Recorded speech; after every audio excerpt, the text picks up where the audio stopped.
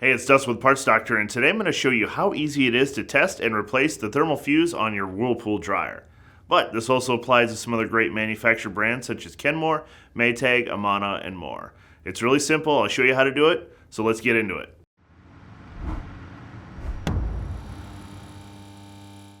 If you need to purchase a new thermal fuse for your Whirlpool dryer, you can check out our website, partsdoctor.com, where we offer fast shipping and only sell manufacturer-approved genuine replacement parts for all major appliance brands. The thermal fuse is located near the cycling thermostat in the blower housing on the back of the dryer.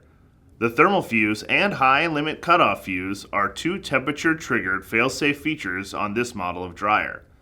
The non-resettable thermal fuse blows when air temperatures exiting the dryer reach above 196 degrees Fahrenheit. If this fuse reaches its maximum temperature, the fuse will blow, causing the dryer to stop heating or in some cases stop the dryer from running or starting. If the fuse blows, it must be replaced. When replacing this fuse, you should also investigate to see why your dryer is overheating.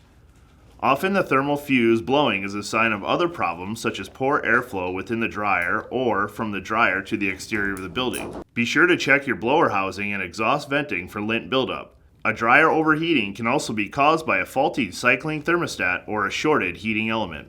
Tools needed for this repair: 1/4-inch nut driver, needle nose pliers, and a multimeter. Before working on any appliance, please remember to disconnect it from the power. Do not forget to disconnect the exhaust vent hose on the rear of the machine before moving the dryer. To gain access to the thermal fuse, first take off the terminal cover plate by removing the 1/4-inch hex head screw at the top of the cover plate. Once the terminal cover is removed, you can remove the 1/4-inch screws holding the back panel to the machine.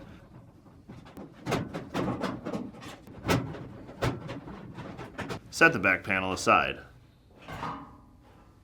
With the back panel removed, on the left side of the rear of the dryer, you can see the metal duct called the lint chute. The thermal fuse is located at the bottom where the lint chute transitions to the blower housing. The thermal fuse is located above the cycling thermostat and is connected by two wires. Gently remove the two wires attached to the back of the thermal fuse. Since this is an inline fuse, the orientation of the wires will not matter for reinstallation. Remove the 1/4-inch screw from the end of the fuse and pull the fuse away from the dryer.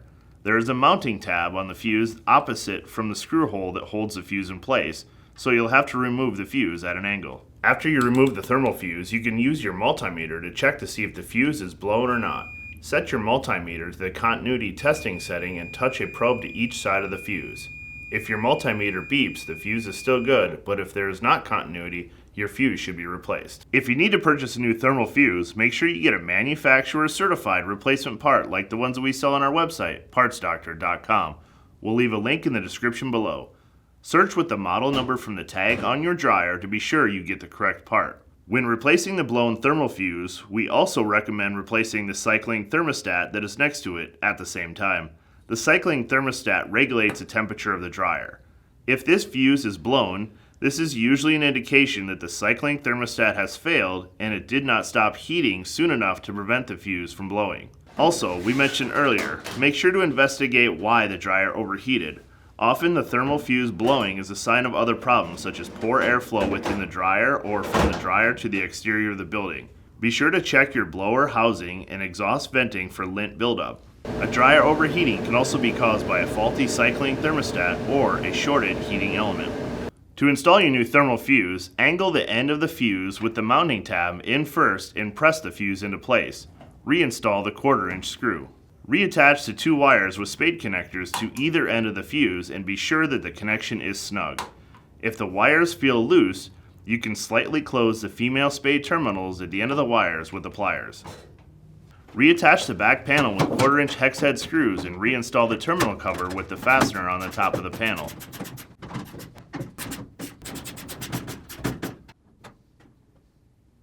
Reconnect the exhaust vent hose and plug in your dryer. And that's it, you've completed the repair. If you enjoy fixing your appliances at home, check out our YouTube channel. We've got a ton of videos on how to repair different appliances at home.